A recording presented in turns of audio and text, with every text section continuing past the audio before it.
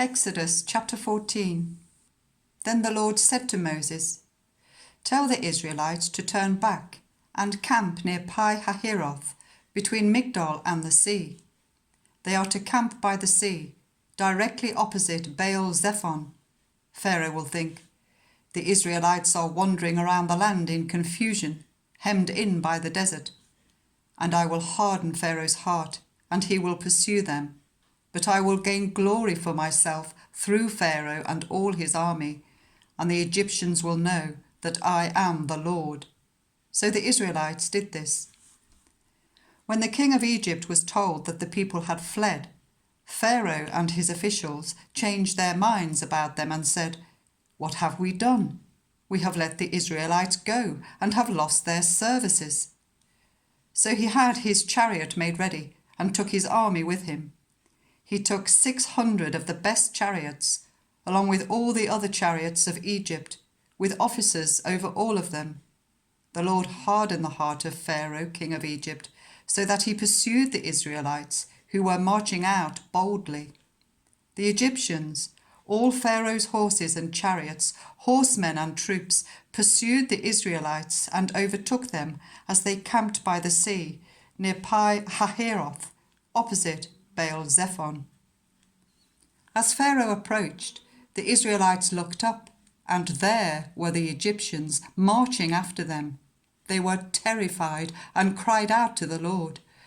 They said to Moses, "Was it because there were no graves in Egypt that you brought us to the desert to die?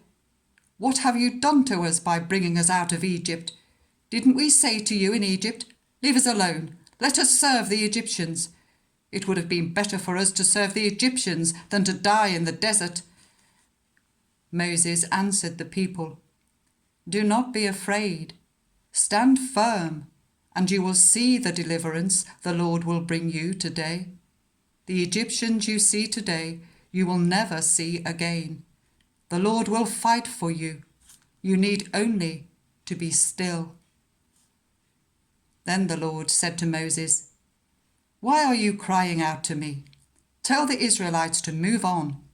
Raise your staff and stretch out your hand over the sea to divide the water, so that the Israelites can go through the sea on dry ground.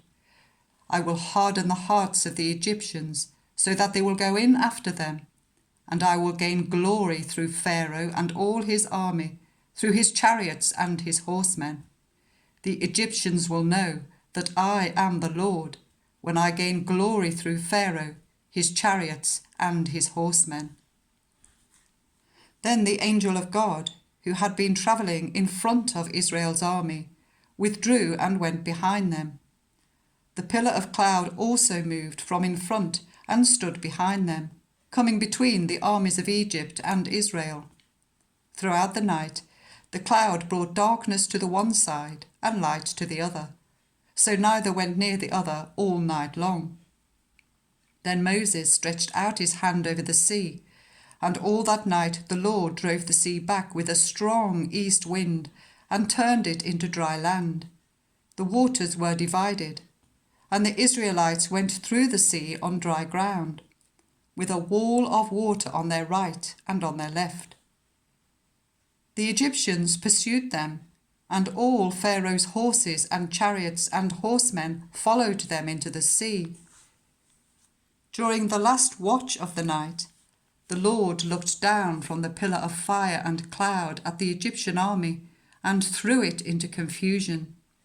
He jammed the wheels of their chariots so that they had difficulty driving, and the Egyptians said, "Let's get away from the Israelites. The Lord is fighting for them against Egypt." Then the Lord said to Moses, "Stretch out your hand over the sea so that the waters may flow back over the Egyptians and their chariots and horsemen." Moses stretched out his hand over the sea, and at daybreak the sea went back to its place.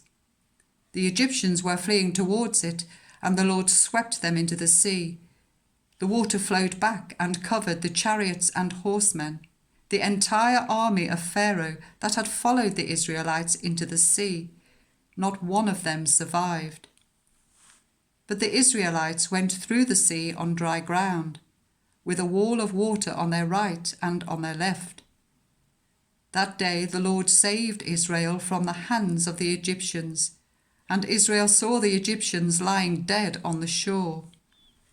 And when the Israelites saw the great power the Lord displayed against the Egyptians, the people feared the Lord and put their trust in him and in Moses, his servant.